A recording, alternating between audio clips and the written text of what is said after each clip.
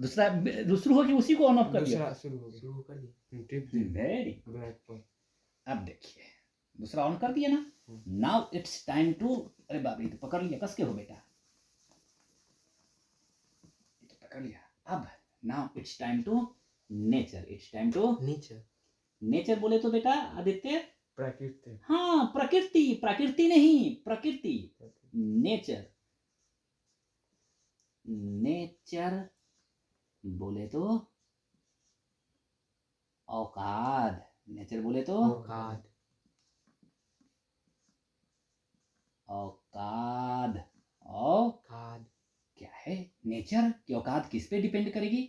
It's depending किस पे भैया जी? A1 upon A2 A2 not equal to B1 upon B2 B1 by B2। yes, A1 upon A2 B1 upon B2 दोनों not equal to, दोनों को find out किया और दोनों के दोनों क्या हो गए? Not equal. अरे साले बराबर ही नहीं हुए, बराबर नहीं हुए तो मैं क्या करूं? तो बोलता है जब बराबर नहीं होगा तो we have unique solution, I have unique solution.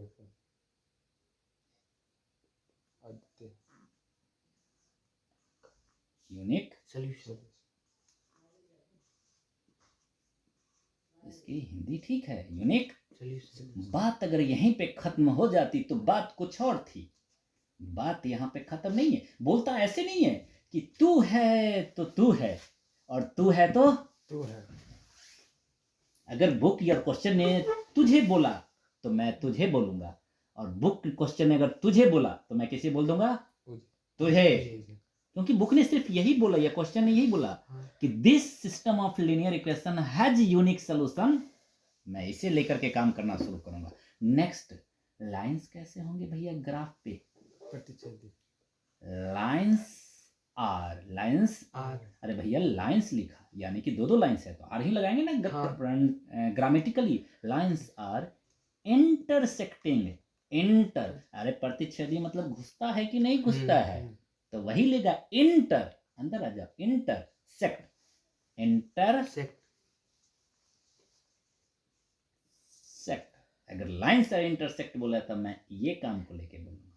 और फाइनल थिंग इज, भैया तेरे पास सॉल्यूशन है कि नहीं?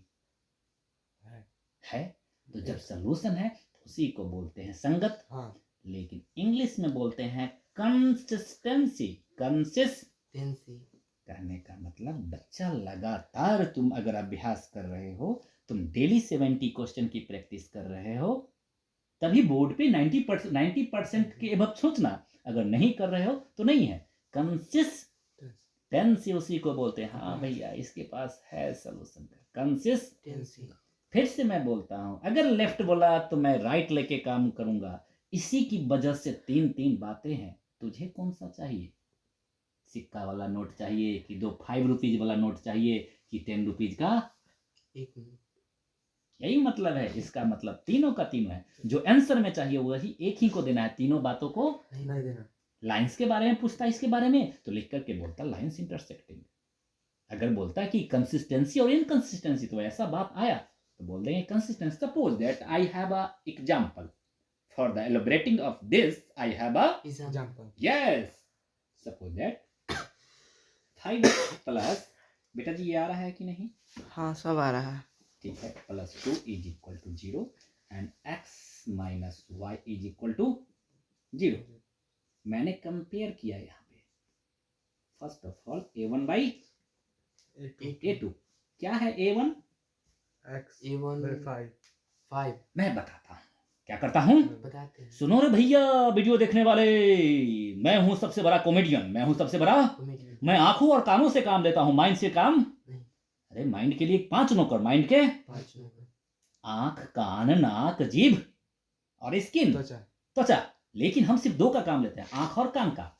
x को छोड़ के जो बचाओ A1, x को छोड़ के जो बचाओ, अरे वही बात ये भी बोल रहा है, y को छोड़ के B1 और y को छोड़ करके B2, लेकिन साइन के साथ। अभी प्लस लिखा है लेकिन यहाँ माइनस होगा तो माइनस बोलना है। A1 बाई A2 क्या हो गया? 5 बाई 1 एंड फिर से comma they B1 by B2, B1 by 3 और -1 3 बाई -1 3 बाई -1 अरे भैया क्या दोनों इक्वल है या नॉट इक्वल है? नॉट इक्वल अरे भैया तो लिखेंगे दिस इम्प्लाइज, हमारे पास ये काम करेगा A1 upon A2 Is not not equal to B equal to B1 upon by B2 B2 by observation, by observation observe किया मैंने। ऑब्जर्व का मतलब बड़ा ध्यान से देखा, दोनों तो इक्वल है ही नहीं। दैट मीन्स मैं बोलूंगा कंसिस्टेंसी, क्या मैं बोल दूंगा? Consistency consistency, that is the right answer. अगर बोलता लाइंस के बारे में तो बोलता लाइंस आर इंटरसेक्टिंग, अगर बोलता विच काइंड ऑफ सोल्यूशन तो सीधा मैं लिखता यूनिक सोल्यूशन। आपको चाहिए कौन सा देवता, सिर्फ इसकी वजह से तीनों में से तीनों बात नहीं बोलने का, ओनली एक बात बोलने का। बंद करो।